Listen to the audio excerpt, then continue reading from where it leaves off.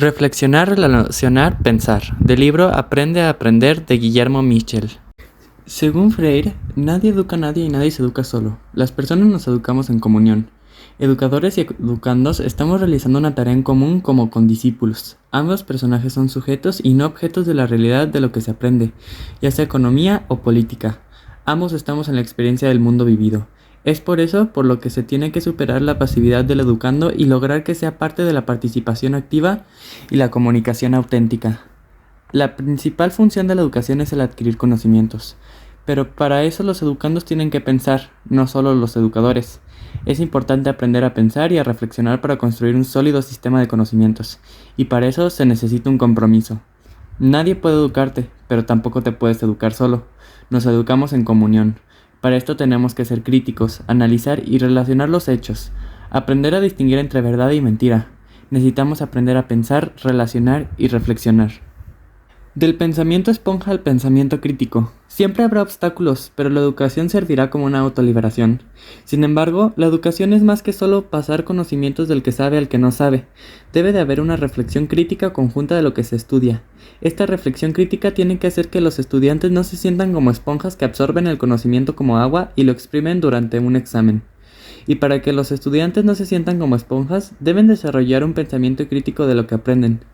Parafraseando lo que propone Freire, cuando los educandos se involucran en problemas del mundo y se sienten desafiados por ellos, su comprensión se vuelve más crítica y menos alienada, ya que ven estos desafíos como problemas que están interconectados con otros aspectos de la realidad en lugar de cosas estáticas. Cuando más se sienten obligados a enfrentar estos desafíos, más profundamente comprenden su naturaleza desafiante. Esta educación problematizadora ayuda a los educandos a cuestionar y hacerse preguntas sobre la realidad social y así desarrollar el pensamiento analítico. Pero la educación problematizadora no solo queda en la resolución de casos sin la inmersión en la vida concreta. La problemática de las ciencias es que se ven entrelazadas entre el conocimiento, el sentimiento y la creatividad.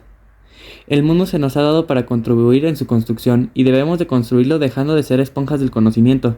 Debemos de ser analíticos y sumergiéndonos en las problemáticas que analizamos. Siendo personas críticas, siendo el ser más creativos, más solidarios, más empáticos. La reflexión crítica. Como pensadores críticos no hay que reflexionar en la sociedad, sino con ella. Tenemos que sumergirnos y vivir en una realidad donde observamos y escuchamos. Aquellos que son acríticos buscan que se les explique todo. En cambio, el crítico se hace preguntas y reflexiona críticamente de lo que aprende. No absorbe como una esponja, construye un rompecabezas con su conocimiento. El pensamiento crítico es independiente y no es pasivo. Basta con ser hombre y vivir para empezar a escuchar y a observar para cuestionar tu realidad, para hacer tus investigaciones y tus conclusiones, hacer juicios críticos profundos.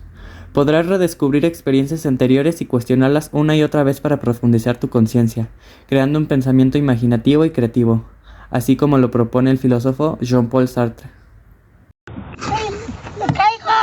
A continuación, el tema de la lectura de la realidad. Hablamos de que la realidad es como un libro en el cual puedes aprender a leer las páginas. Estas son variadas como nuestra realidad. La realidad somos nosotros mismos, pero también la relación con los compañeros, con el mundo y con el universo. Como cuando leemos un libro, podemos ser superficiales. Cuando tratamos de leer, podemos tomar 3 actitudes. La lectura acrítica, en la cual solo nos basamos en leer lo que está escrito y lo enviamos a nuestra mente para guardarlo ahí.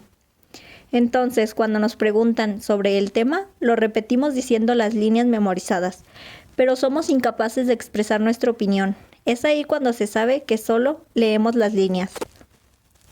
La lectura colombiana va más allá de solo leer. La llaman así en memoria de Cristóbal Colón, el descubridor de América. Cuando lees de este modo, ya eres capaz de leer entre líneas. Eres hábil para descubrir las implicaciones de ciertos hechos. Así leyeron Kepler y Galileo los movimientos planetarios y descubrieron que es la Tierra la que gira alrededor del Sol. Por ejemplo, si sabes cómo funcionan las técnicas subliminales de la publicidad, puedes deducir por qué utilizan determinadas imágenes. Lo mismo si descubres por qué interpretan tu mundo como lo haces.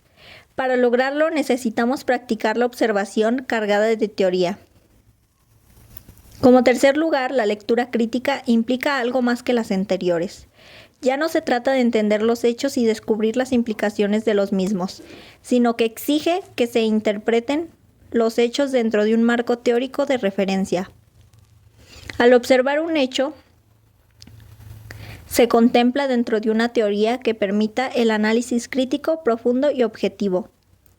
Por ejemplo, si se está al corriente de los precios en el mercado y se observa un fenómeno de la inflación, inmediatamente surge la reflexión crítica, el cual nos permite interpretar los hechos. El pensamiento crítico se echa a volar y reflexionar sobre el fenómeno nacional y mundial. Se reflexiona el porqué de la lectura. Teniendo en cuenta lo señalado, el pensamiento crítico nos guiará para ver la profundidad de las personas, los hechos y los acontecimientos. Nos permite distinguir entre el hecho y una opinión. Nos ayudará, en pocas palabras, a buscar siempre el conocimiento.